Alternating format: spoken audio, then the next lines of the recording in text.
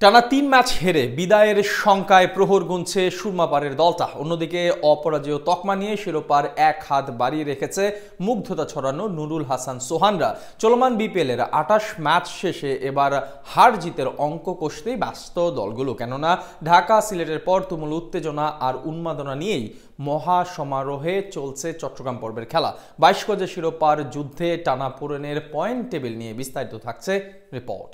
পূর্ণভূমি সিলেটের পর পুরোদমে জমে উঠেছে বন্দরনগরী চট্টগ্রাম পর্বের বিপিএল উন্মাদনা। আর চট্টগ্রাম বনাম রাজশাহীর ম্যাচের মধ্য দিয়ে এখন পর্যন্ত শেষ হয়েছে ২৮টি লড়াই। চলমান বিপিএল এর প্রায় ২/৩ ম্যাচ শেষে জয় পরাজয়ের অঙ্ক মিলিয়ে নতুন ফন্দি আঁটতে ব্যস্ত দলগুলো। চলুন এক নজরে দেখে আসা যাক হার জিতের লড়াইয়ে কে কাকে পেছনে ফেললো আর কারা এগিয়ে থাকলো ঘরোয়া ক্রিকেটের শিরোপার দৌড়ে।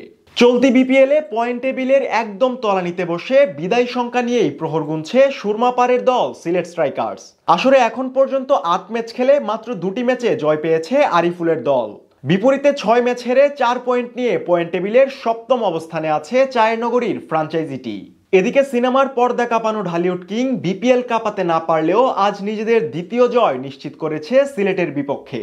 এখন পর্যন্ত ৯ ম্যাচের ৭টিতেই হেরেছে চিত্রনায়ক শাকিব খানের ঢাকা ক্যাপিটালস। তবে রান রেটে এগিয়ে পিছনে ফেলেছে সিলেটকে।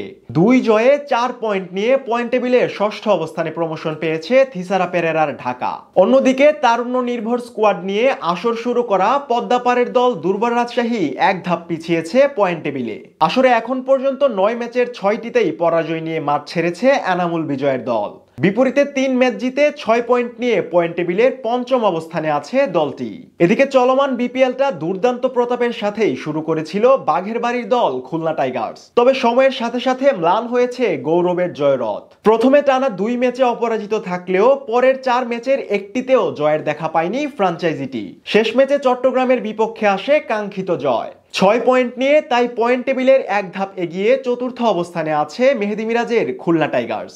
এদিকে এখন পর্যন্ত ৭ ম্যাচের ৫টিতে জয় তুলে নিয়েছে ডিফেন্ডিং চ্যাম্পিয়ন ফরচুন বরিশাল।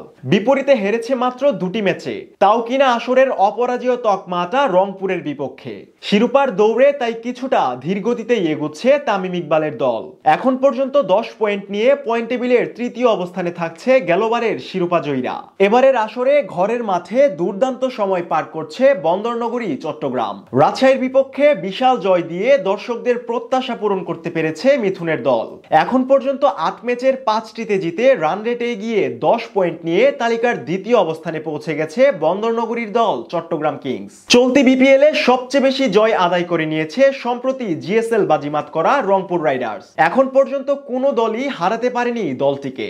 ৮ ম্যাচের ৮টিতেই দুর্দান্ত জয়ে ১৬ পয়েন্ট নিয়ে পয়েন্ট টেবিলে মুগ্ধতা ছড়িয়ে শুরু থেকেই শীর্ষে আছে দুর্জেয় রাইডার্স শিবির। তাই শিরোপার সবচেয়ে সামর্থ্যবান রংপুর থাকছে পয়েন্ট টেবিলের ১ নম্বর অবস্থানেই।